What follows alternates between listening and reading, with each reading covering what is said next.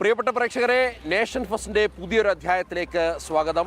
എല്ലാ പ്രേക്ഷകർക്കും നല്ലൊരു ശുഭദിനം ആശംസിച്ചുകൊണ്ട് നേഷൻ ഫസ്റ്റിൻ്റെ ഒരു അധ്യായത്തിലേക്ക് കടക്കുകയാണ്. ആദ്യം തന്നെ നമുക്ക് ചില പ്രധാനപ്പെട്ട വാർത്തകൾ പരിശോധിച്ചാൽ, ഈ കാലാവസ്ഥയുമായി ബന്ധപ്പെട്ട് ഇന്ത്യൻ കാലാവസ്ഥാ വകുപ്പ് ചില മുന്നറിയിപ്പുകൾ നൽകിയിട്ടുണ്ട്. രാജ്യത്ത് വിവിധ ജില്ലകളിൽ കനത്ത മഴയ്ക്കും മിന്നലിനും സാധ്യതാ മുന്നറിയിപ്പാണ് നൽകിയിരിക്കുന്നത്. പഞ്ചാബിലെ പാട്യാലയിൽ റെഡ് അലർട്ട് പ്രഖ്യാപിച്ചിരിക്കുകയാണ്. മണിക്കൂറിൽ 60 കിലോമീറ്റർ വേഗതയുള്ള കാറ്റും കനത്ത മഴയുമാണ് പാട്യാലയിൽ പ്രതീക്ഷിക്കുന്നത്. ഉത്തർപ്രദേശ്, പഞ്ചാബ്, ഹരിയാന, കേരളം ഉൾപ്പെടെയുള്ള സംസ്ഥാനങ്ങളിലെ ജില്ലകളിൽ ഓറഞ്ച് അലർട്ട് പ്രഖ്യാപിച്ചിരിക്കുകയാണ്. കേരളത്തിൽ കാസർഗോഡ് ജില്ലയിലും കർണാടകയിലെ പ്രമുഖ തീരദേശ ജില്ലകളിലുമാണ് ജാഗ്രതാ നിർദ്ദേശം നൽകിയിരിക്കുന്നത്. മരങ്ങൾക്കോ അതേപോലെ തന്നെ ദുർബലമായ കെട്ടിടങ്ങൾക്കോ കീഴിൽ ആരും അഭയം പ്രാപിക്കരുത് എന്നുള്ളൊരു മുന്നറിയിപ്പ് കൂടി കേന്ദ്ര കാലാവസ്ഥാ വകുപ്പ് നൽകിയിരിക്കുകയാണ്. ഒപ്പം തന്നെ പ്രയാഗ്രാജിൽ ഗംഗ, യമുന നദികളിൽ ജലനിരപ്പ് ഉയരുകയാണ്. മലയോര മേഖലയിൽ പെയ്യുന്ന കനത്ത മഴയും അതേപോലെ തന്നെ അണക്കെട്ടുകളിൽ നിന്നുമുള്ള വെള്ളത്തിൻ്റെ വരവുമാണ് ഈ ജലനിരപ്പ് ഉയരുവാൻ വേണ്ടിയുള്ള കാരണം എന്നുള്ളതാണ് വ്യക്തമാക്കിയിരിക്കുന്നത്. നിലവിൽ പ്രളയ മുന്നറിയിപ്പുകൾ നൽകിയിട്ടില്ല. അതേസമയം ഏത് സമയവും പ്രളയ സമാനമായ സാഹചര്യം ഉണ്ടാകുമെന്നുള്ളതാണ് പ്രാദേശിക ഭരണകൂടങ്ങൾ വ്യക്തമാക്കിയിരിക്കുന്നത്. നദീതീരങ്ങളിലുള്ളവർ സുരക്ഷിത സ്ഥാനങ്ങളിലേക്ക് മാറണമെന്നുള്ള മുന്നറിയിപ്പ് ഇതിനോടകം തന്നെ നൽകിക്കഴിഞ്ഞു. അതേപോലെ തന്നെ ഈ സുരക്ഷിത സ്ഥാനങ്ങളിലേക്ക് ജനങ്ങൾ മാറുമ്പോൾ, അല്ലെങ്കിൽ ജനങ്ങൾ അവരുടെ കന്നുകാലികളെയും അതേപോലെ തന്നെ മറ്റ് പെറ്റ്സിനെയും ഒക്കെ തന്നെ കൂടെ കൂട്ടണമെന്നുള്ള ഒരു മുന്നറിയിപ്പ് കൂടി നൽകിയിട്ടുണ്ട്. ഒപ്പം അസമിലെ ഒരു പ്രളയം അവിടെ വലിയ ദുരിതം വിതച്ചിരിക്കുകയാണ്. അത് ചരയദേവിയിലും ശിവസാഗറിലുമാണ് ഈ പ്രളയക്കെടുതി രൂക്ഷം. അവിടെ നേരിട്ടെത്തി ഈ പ്രളയക്കെടുതി വിലയിരുത്തിയിരിക്കുകയാണ് അസം മുഖ്യമന്ത്രി ഹിമന്ത ബിശ്വ ശർമ്മ. ഈ ചിത്രങ്ങളിൽ കാണുന്നേക്കാൾ വളരെ ദയാനകമായ അവസ്ഥയാണ് അസമിലുള്ളത് എന്നുള്ളതാണ് മുഖ്യമന്ത്രി ഹിമന്ത ബിശ്വ ശർമ്മ പ്രതികരിച്ചിരിക്കുന്നത്. അദ്ദേഹം ഇന്നിപ്പോൾ ട്രാക്ടറിൽ കയറി ഈ ദുരിതബാധിത മേഖലകളിലൊക്കെ തന്നെ സന്ദർശിക്കുകയാണ്. ഈ ദുരിതബാധിത കുടുംബങ്ങൾക്ക് 15,000 രൂപ വീതം ഇടക്കാല ധനസഹായം അനുവദിച്ചതായിട്ട് മുഖ്യമന്ത്രി പറഞ്ഞിട്ടുണ്ട്. 112 കോടി രൂപയുടെ പാക്കേജും പ്രഖ്യാപിച്ചിട്ടുണ്ട്. തകർന്നുപോയ ഗ്രാമങ്ങൾ പുനർനിർമ്മിക്കാൻ കേന്ദ്ര സംസ്ഥാന സർക്കാരുകൾ ഒന്നിച്ച് പ്രവർത്തിക്കുമെന്നുള്ളൊരു മുന്നറിയിപ്പാണ് അദ്ദേഹം നൽകിയിരിക്കുന്നത്. മുഖ്യമന്ത്രി ഹിമന്ത ബിശ്വ ശർമ്മയുടെ വാക്കുകൾ ശ്രമിക്കാം. फ्लड का सिचुएशन काफ़ी गंभीर है। आज मैंने सरायदेव जिला में आके खुद बाढ़ का स्थिति का जायजा लिया। काफ़ी गंभीर है। भारत सरकार, असम सरकार मिल के लोगों को मदद करने के लिए हम लोग पूरी प्रयास करेंगे।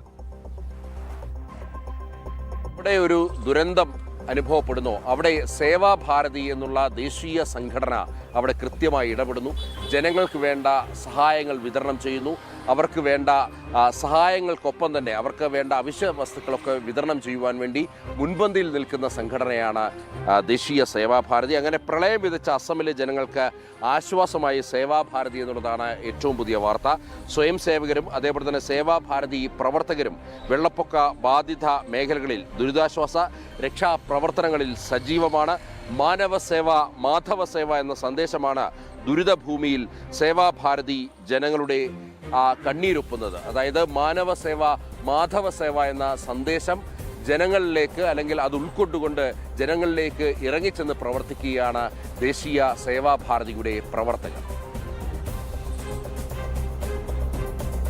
അപ്പർ അസമിൽ വെള്ളപ്പൊക്കം വൻ നാശമാണ് വിതച്ചത്. ഗ്രാമീണ മേഖലയിലെ ജനജീവിതത്തെ വെള്ളപ്പൊക്കം കാര്യമായി ബാധിച്ചു. ശിവസാഗർ, ജോർഹട്ട് ജില്ലകളിലെ ആയിരക്കണക്കിന് കുടുംബങ്ങളെയാണ് പ്രളയം ബാധിച്ചത്. ഇവിടെ സേവാഭാരതി പ്രവർത്തകരുടെ രക്ഷാപ്രവർത്തനം ദുരിതബാധിതർക്ക് ആശ്വാസമാണ്.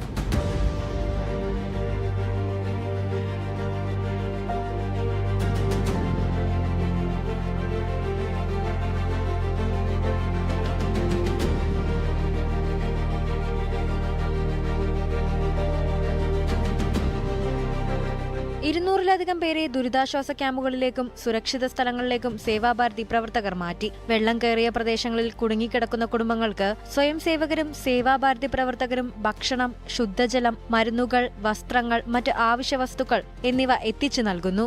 വിവിധയിടങ്ങളിൽ ദുരിതാശ്വാസ സാമഗ്രികൾ വിതരണം ചെയ്തു. ദുരിതാശ്വാസ ക്യാമ്പുകളിൽ നിത്യോപയോഗ സാധനങ്ങളും സേവാഭാരതി പ്രവർത്തകർ വിതരണം ചെയ്യുന്നുണ്ട്. ചെറിയ ബോട്ടുകൾ ഉപയോഗിച്ച് സ്വയം സേവകർ വെള്ളത്തിൽ മുങ്ങിയ വീടുകളിൽ നേരിട്ട് ഭക്ഷണവും കുടിവെള്ളവും എത്തിക്കുന്നു. പ്രായമായവർ, സ്ത്രീകൾ, കുട്ടികൾ, രോഗികൾ എന്നിവരെ സുരക്ഷിത സ്ഥലങ്ങളിലേക്ക് മാറ്റാൻ NDRF-നും സൈന്യത്തിനുമൊപ്പം സേവാഭാരതിയുമുണ്ട്.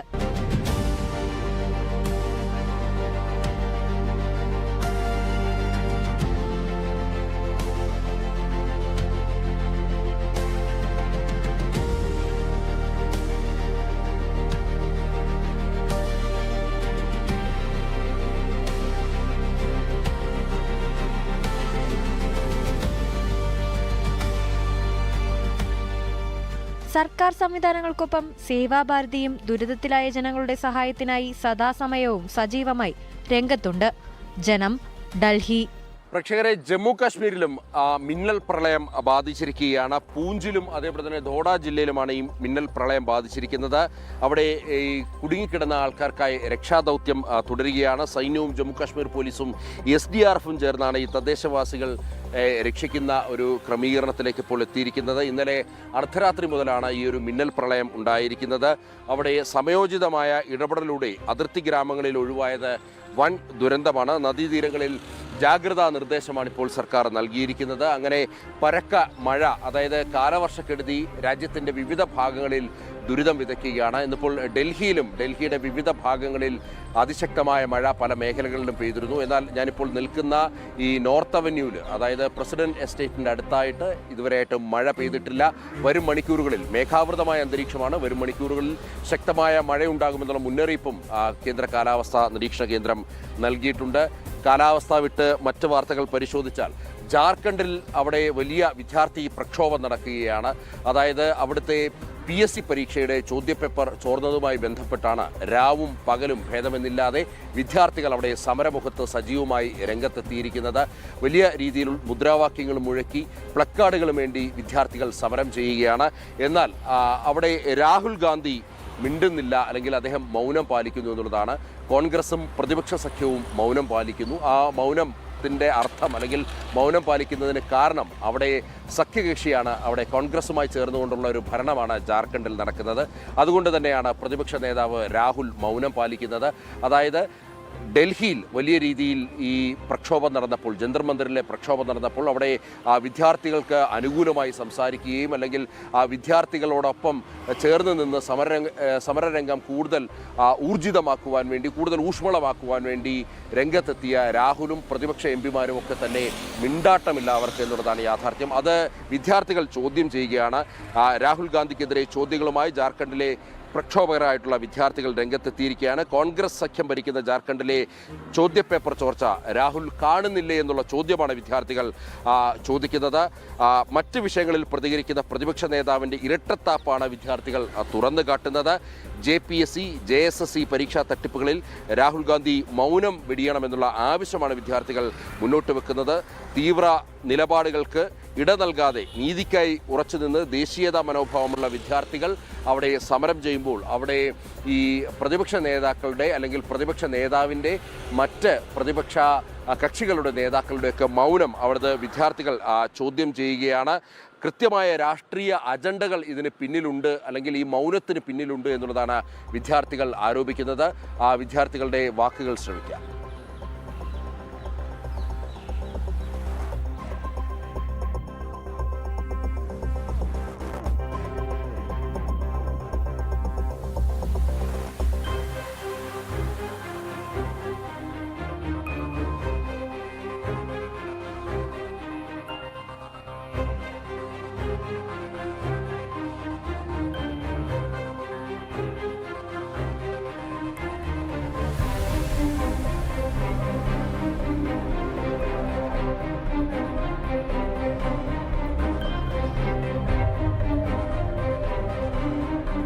പ്രധാനമന്ത്രിയുടെ വീഡിയോ നീക്കം ചെയ്ത സംഭവത്തിൽ മെറ്റയ്ക്ക് പാർലമെന്ററി പാനലിന്റെ കടുത്ത പ്രഹരം. മാപ്പ് പറഞ്ഞതുകൊണ്ട് മാത്രം കാര്യമില്ല എന്നുള്ളതാണ് ഈ പാർലമെന്ററി പാനൽ മുന്നറിയിപ്പ് നൽകുന്നത്. മെറ്റ CEO സക്കർബർഗ് നേരിട്ട് മാപ്പ് പറയണം എന്നുള്ളതാണ് പാർലമെന്ററി IT സമിതി അധ്യക്ഷൻ നിഷികാന്ത് ദുബെ വ്യക്തമാക്കിയിരിക്കുന്നത്. വീഡിയോ നീക്കം ചെയ്തതിന് പിന്നിലെ ഉദ്യോഗസ്ഥരെ കണ്ടെത്താനും നിയമ നടപടി സ്വീകരിക്കുവാനുമാണ് ഇപ്പോൾ പാർലമെന്റിന്റെ ഈ സമിതി ആവശ്യപ്പെട്ടിരിക്കുന്നത്. മാത്രമല്ല ഈ ഉദ്യോഗസ്ഥരെ കണ്ടെത്തി നടപടിയെടുത്താൽ മാത്രം പോരാ, ഈ മെറ്റ പൂർണ്ണമായും രാജ്യത്തോട്, ഭാരതത്തോട് മാപ്പ് പറയണം എന്നുള്ളതാണ് ആവശ്യപ്പെട്ടിരിക്കുന്നത്. അതേപോലെ തന്നെ ഇപ്പോൾ മെറ്റയ്ക്ക് നൽകി വരുന്ന ഒരു നിയമ പരിരക്ഷയുണ്ട്, അത് പിൻവലിക്കാൻ കേന്ദ്രത്തോട് ശുപാർശ ചെയ്യുമെന്നുള്ളതാണ് ഈ നിഷികാന്ത് ദുബെ വ്യക്തമാക്കിയിരിക്കുന്നത്. മാത്രമല്ല സാങ്കേതിക തകരാറാണെന്ന മെറ്റയുടെ വാദം IT മന്ത്രാലയവും അതേപോലെ തന്നെ പാർലമെൻറ്റ് സമിതിയും തള്ളിയിരിക്കുകയാണ്. ഒരു രാഷ്ട്രത്തിൻ്റെ പ്രധാനമന്ത്രി ഈ രാജ്യത്തെ ജനങ്ങളെ, യുവാക്കളെ അഭിസംബോധന ചെയ്യുകയാണ് സമൂഹ മാധ്യമങ്ങൾ വഴി. അത് യാതൊരു കാരണവുമില്ലാതെ അത് മെറ്റ നീക്കം ചെയ്യുകയാണ്. സ്വാഭാവികമായും അതിനെതിരെ വലിയ പ്രതിഷേധം രാജ്യത്ത് ഉയരുന്നുണ്ട്. സർക്കാർ അത് കണ്ടില്ലെന്ന് നടിക്കുന്നില്ല. പ്രത്യേകിച്ച് കോടിക്കണക്കിന് വിദ്യാർത്ഥികളെ അഭിസംബോധന ചെയ്താണ് പ്രധാനമന്ത്രി നരേന്ദ്രമോദി സംസാരിച്ചത്. അത് എന്തിൻ്റെ കാരണത്താലാണെങ്കിലും അത് മെറ്റ നൽകുന്ന വിശദീകരണം അവരുടെ AI ടൂളിലുണ്ടായ പിഴവാണ് അങ്ങനെ പ്രധാനമന്ത്രിയുടെ ആ വീഡിയോ ദൃശ്യങ്ങൾ നീക്കാൻ കാരണമെന്നുള്ളതാണ്. എന്നാൽ അത് തൃപ്തികരമായൊരു വിശദീകരണമല്ല എന്നുള്ളതാണ് പ്രേക്ഷകർ മനസ്സിലാക്കേണ്ടത്. ഏതായാലും ശക്തമായ നടപടിയുമായി ഇപ്പോൾ പാർലമെന്റ് സമിതിയും അതേപോലെ തന്നെ സർക്കാരും മുന്നോട്ട് നീങ്ങുകയാണ്.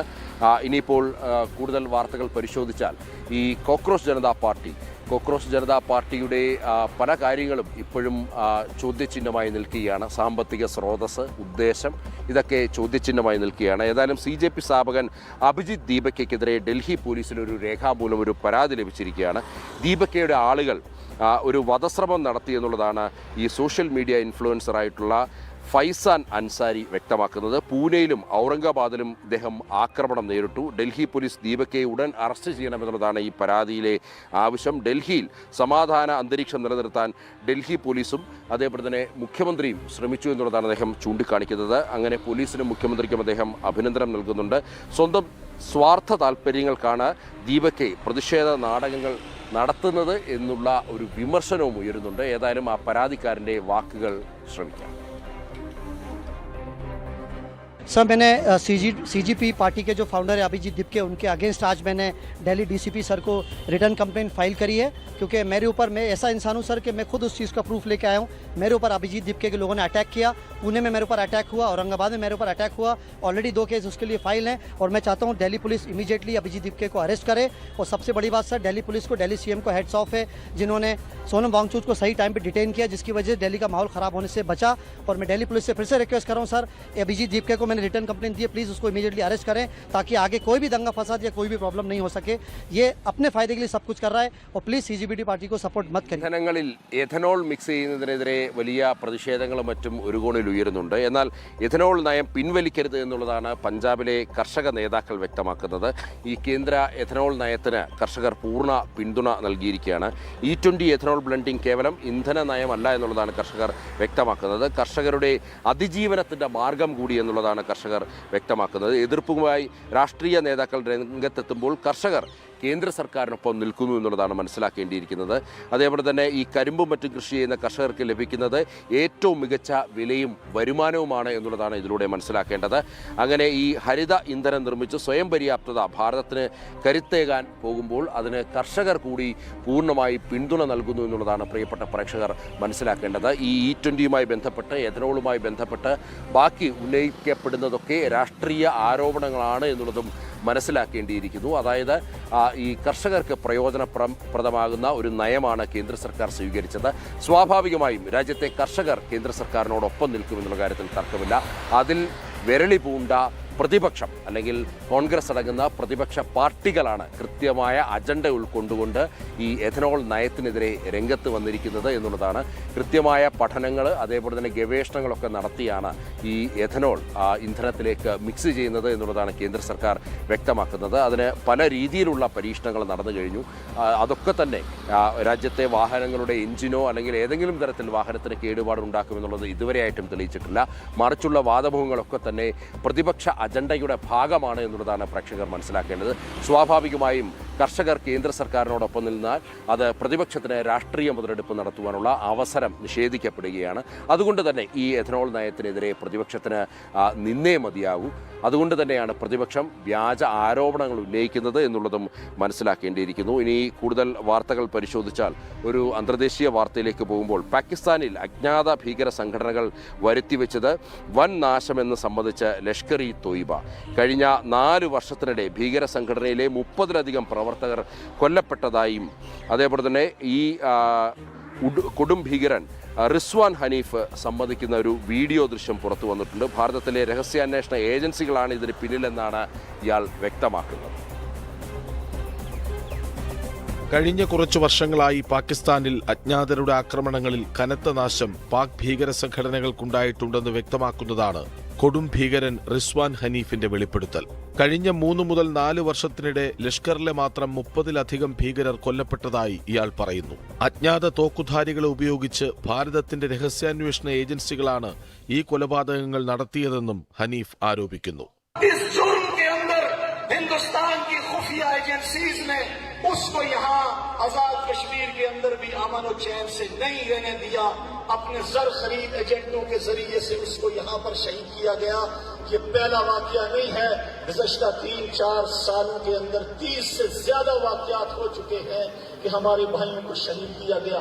പെഷവാർ, കറാച്ചി, റാവൽപിണ്ടി, മുസഫറാബാദ്, റാവലക്കോട്ട് എന്നിവയുൾപ്പെടെ പാകിസ്ഥാനിലെ വിവിധ നഗരങ്ങളിൽ ലഷ്കർ ഭീകരരെ അജ്ഞാതർ ലക്ഷ്യമിട്ടു. കഴിഞ്ഞ ഏതാനും വർഷങ്ങളായി പാകിസ്ഥാനിൽ തിരിച്ചറിയപ്പെടാത്ത തോക്കുധാരികളുടെ ആക്രമണത്തിൽ വിവിധ ഭീകര സംഘടനകളുമായി ബന്ധമുള്ള നിരവധി പേർ കൊല്ലപ്പെട്ടിരുന്നു. ഇത്തരം കൊലപാതകങ്ങൾക്ക് പിന്നിൽ ഭാരതമാണെന്ന് പാകിസ്ഥാൻ പലതവണ ആരോപിച്ചെങ്കിലും ഈ ആരോപണങ്ങൾ ഭാരതം നിഷേധിക്കുകയായിരുന്നു. പാകിസ്ഥാൻ അധീന കശ്മീരിൽ പോലും ലഷ്കർ ഭീകരർക്ക് സുരക്ഷിതമായി ജീവിക്കാൻ കഴിയുന്നില്ലെന്നും ഭാരതത്തിലെ രഹസ്യാന്വേഷണ ഏജൻസികളുടെ ഏജന്റുമാർ സംഘടനാംഗങ്ങളെ ലക്ഷ്യമിടുകയാണെന്നും ഹനീഫ് ആരോപിച്ചു.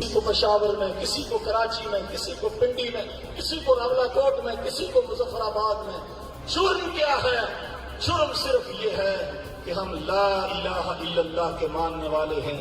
हम हनुमान, घनश्याम, हरि राम, हम गाय की बछड़ों की पूजा करने वाले नहीं हैं. ये जालिम हिंदू ये चाहता है जमीन के ऊपर गाय की पूजा हो, यहूदी ये चाहता है बछड़े की पूजा हो, और अल्लाह का बंदा इब्राहीम अलैहिस्सलाम की सुन्नत पर अमल करते हुए ये कहता है इस जमीन पर जब तक आखिरी मुसलमान जिंदा है इंशाअल्लाह किसी गाय और बछड़े की इबादत को कबूल नहीं किया जाए. അതേസമയം പ്രസംഗത്തിനിടെ ഹിന്ദുക്കളെയും ജൂതരെയും ഉന്മൂലനം ചെയ്യണമെന്നും ഇയാൾ ആഹ്വാനം ചെയ്തു. മതവിശ്വാസത്തിന്റെ പേരിലാണ് ലഷ്കർ ഭീകരരെ ഭാരതത്തിന്റെ രഹസ്യാന്വേഷണ ഏജൻസികൾ ലക്ഷ്യമിടുന്നതെന്നും ഇയാൾ ആരോപിക്കുന്നു. ജനം, ഡൽഹി. രാജ്യത്തെ അല്ലെങ്കിൽ ലോകത്തെ ഇസ്ലാമിക ഭീകരവാദികൾക്കൊക്കെ അഭയം നൽകുന്ന മണ്ണാണ് പാകിസ്ഥാൻ്റേത്. എന്നാൽ ആ പാകിസ്ഥാനിൽ ഇപ്പോൾ ഭീകരർക്ക് രക്ഷയില്ലാത്ത ഒരവസ്ഥയാണ്. ഭാരതത്തിൻ്റെ രഹസ്യാന്വേഷണ ഏജൻസിയാണ് ഈ ഭീകരരെ അജ്ഞാതർ എന്ന പേരിൽ വധിക്കുന്നത് എന്നുള്ള ആരോപണങ്ങളാണ് നിലനിൽക്കുന്നത്. ഏതായാലും അതിന് തെളിവുകളൊന്നുമില്ല. മറ്റ് രാജ്യങ്ങൾ ഇതിനെ ഉറ്റുനോക്കുന്നുണ്ട്. അതായത് ഇങ്ങനെ ഈ ഭീകരർ നിരന്തരം അജ്ഞാതരായി പാകിസ്ഥാൻ്റെ മണ്ണിൽ വെച്ച് കൊല്ലപ്പെടുന്ന സംഭവം. ഏതായാലും ഭാരതത്തിനെതിരെയാണ് പാകിസ്ഥാൻ അതേപോലെ തന്നെ ഭീകര സംഘടനകളൊക്കെ ആരോപണങ്ങൾ ഉന്നയിക്കുന്നത്. മറ്റൊരു വാർത്ത പരിശോധിച്ചാൽ രാജ്യത്തിൻ്റെ അതിർത്തി മേഖലകളിൽ വൻ റെയിൽവേ വികസന പദ്ധതിയുമായി കേന്ദ്ര സർക്കാർ. അടുത്ത 18 മുതൽ 24 മാസത്തിനുള്ളിൽ അതിർത്തി മേഖലയിലെ റെയിൽവേ ശൃംഖല വികസിപ്പിക്കുന്നതിനായി ഏകദേശം 45,000 കോടി ചെലവഴിക്കാനാണ് പദ്ധതി. ഹിമാലയൻ അതിർത്തി, വടക്ക് കിഴക്കൻ മേഖലകൾ എന്നിവിടങ്ങളിൽ കൂടുതൽ നിക്ഷേപങ്ങൾ ഉണ്ടാകുമെന്നുള്ളതാണ് മനസ്സിലാക്കേണ്ടത്. ചൈന, പാകിസ്ഥാൻ, ബംഗ്ലാദേശ് അതിർത്തികളിലെ അടിസ്ഥാന സൗകര്യങ്ങൾ ശക്തിപ്പെടുത്തുക ലക്ഷ്യമിട്ടാണ് വൻ റെയിൽവേ വികസന പദ്ധതിയുമായി കേന്ദ്ര സർക്കാർ രംഗത്തെത്തുന്നത്. പഞ്ചാബ്, രാജസ്ഥാൻ, ഹിമാചൽ പ്രദേശ്, പശ്ചിമബംഗാൾ, അസം, വടക്കുകിഴക്കൻ സംസ്ഥാനങ്ങൾ എന്നിവിടങ്ങളിലാണ് പ്രധാനമായും പദ്ധതികൾ നടപ്പാക്കുക. അടുത്ത 2 വർഷത്തിനിടെ റെയിൽവേ അടിസ്ഥാന സൗകര്യ വികസനത്തിനായി മാറ്റിവെക്കുന്ന ആകെ നിക്ഷേപത്തിന്റെ ഏകദേശം 22% ഈ മേഖലകളിലായിരിക്കും വിനിയോഗിക്കുക. യാത്രക്കാർക്കും ചരക്ക് ഗതാഗതത്തിനും ഉപയോഗിക്കാവുന്ന റെയിൽപാതകളും സ്റ്റേഷനുകളും ആവശ്യമായ സാഹചര്യങ്ങളിൽ സൈനിക ആവശ്യങ്ങൾക്കും ഉപയോഗിക്കാവുന്ന രീതിയിലായിരിക്കും വികസിപ്പിക്കൽ. ഹിമാലയൻ അതിർത്തി, സിലിഗുരി കോറിഡോർ തുടങ്ങിയ തന്ത്രപ്രധാന മേഖലകളിലേക്ക് സൈന്യത്തെയും പ്രതിരോധോപകരണങ്ങളെയും ഇതുവഴി വേഗത്തിൽ എത്തിക്കാനാവും. ചൈനയുമായി അതിർത്തി തർക്ക പരിഹാര ചർച്ചകൾ പുരോഗമിക്കുന്നുണ്ടെങ്കിലും അതിർത്തി സുരക്ഷിതമാക്കാൻ നീക്കങ്ങൾ ഭാരതത്തിലും നടക്കുന്നുണ്ട്. പാകിസ്ഥാനുമായുള്ള സുരക്ഷാ വെല്ലുവിളികൾ തുടരുന്ന സാഹചര്യത്തിൽ പശ്ചിമാതിർത്തിയിലെ സൈനിക സജ്ജീകരണവും ഗതാഗത സംവിധാനവും കൂടുതൽ ശക്തിപ്പെടുത്തുകയാണ് ലക്ഷ്യം. 2024 രാഷ്ട്രീയ അസ്ഥിരതയ്ക്ക് ശേഷം ബംഗ്ലാദേശ് അതിർത്തിയിലും സുരക്ഷാ സംവിധാനങ്ങൾ കൂടുതൽ ശക്തമാക്കാനുള്ള നീക്കത്തിന്റെ ഭാഗമായാണ് പുതിയ റെയിൽ പദ്ധതികളെ കാണുന്നത്. കഴിഞ്ഞ 10 വർഷത്തിനിടെ വടക്കുകിഴക്കൻ സംസ്ഥാനങ്ങളിൽ ഏകദേശം 1700 കിലോമീറ്റർ പുതിയ റെയിൽപാതകൾ നിർമ്മിച്ചു. പാകിസ്ഥാൻ അതിർത്തിയോട് ചേർന്ന് 1450 കിലോമീറ്റർ പുതിയ റോഡുകളും വികസിപ്പിച്ചു. 1962 ശേഷം ഉപയോഗശൂന്യമായിരുന്ന വടക്കുകിഴക്കൻ മേഖലയിലെ അഡ്വാൻസ്ഡ് ലാൻഡിംഗ് ഗ്രൗണ്ടുകൾ വീണ്ടും സജീവമാക്കിയതും ഈ നയത്തിന്റെ ഭാഗമാണ്.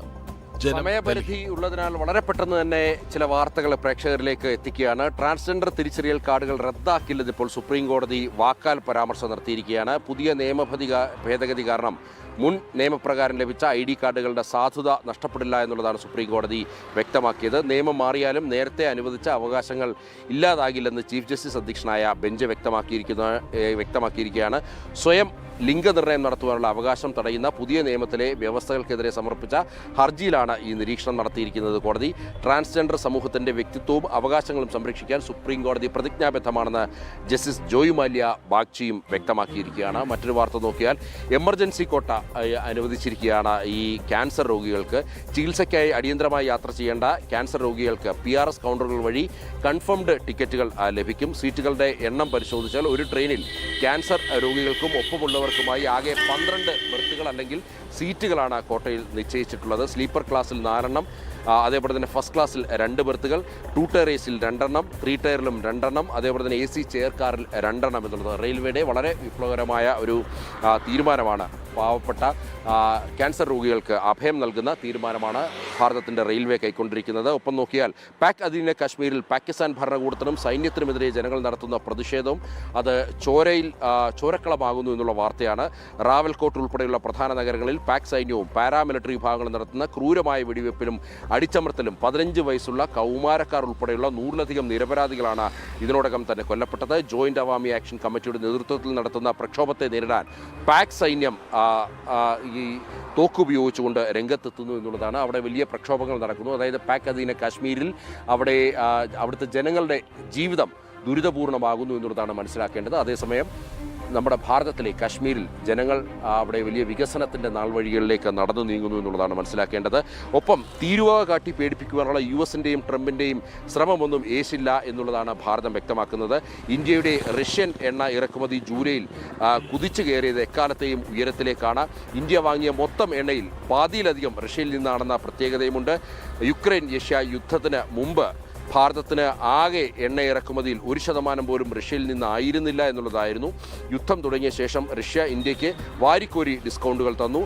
അത് ഭാരതത്തിന് ഒരു അവസരമായി എന്നുള്ളതാണ് നോക്കിക്കാണേണ്ടത്. ഒപ്പം തന്നെ മറ്റൊരു പ്രധാനപ്പെട്ട വാർത്തകൾ കൂടി പരിശോധിച്ചാൽ ഇന്ത്യൻ കായിക താരങ്ങൾക്ക് ഡൽഹി ഇന്റർനാഷണൽ എയർപോർട്ടിൽ ഉജ്ജ്വല സ്വീകരണം നൽകിയിരിക്കുകയാണ്. കോമൺവെൽത്ത് ഗെയിംസിലെ മിന്നും വിജയത്തിന് ശേഷം ചാമ്പ്യന്മാർ രാജ്യത്തേക്ക് തിരിച്ചെത്തിയിരിക്കുകയാണ്. താരങ്ങളെ വരവേൽക്കാൻ എയർപോർട്ടിൽ അണിനിരുന്നത് ആർമിയുടെ ബാൻഡും അതേപോലെ തന്നെ വൻ ജനക്കൂട്ടവുമാണ്. ദേശീയ പതാകകളേന്തി അതേപോലെ തന്നെ വാദ്യമേളങ്ങളോടുകൂടിയാണ് ഈ വിജയികളെ രാജ്യം വരവേറ്റത് എന്നുള്ളതാണ് നോക്കിക്കാണേണ്ടത്. ഏതായാലും സമയപരിധി കൊണ്ട് ഇന്നത്തെ നേഷൻ ഫസ്റ്റിൻ്റെ ഈ അധ്യായം ഇവിടെ പൂർണ്ണമാകുന്നു. ഇനി ന്യൂസ് ഡെസ്കിൽ നിന്നും കൃഷ്ണരാജും രാഖിയും കൂടുതൽ വാർത്തകളുമായി പ്രേക്ഷകർക്കൊപ്പം ചേരും. ഞാൻ ഇന്ന് വിടവാങ്ങുന്നു. S. നന്ദഗോപാൽ.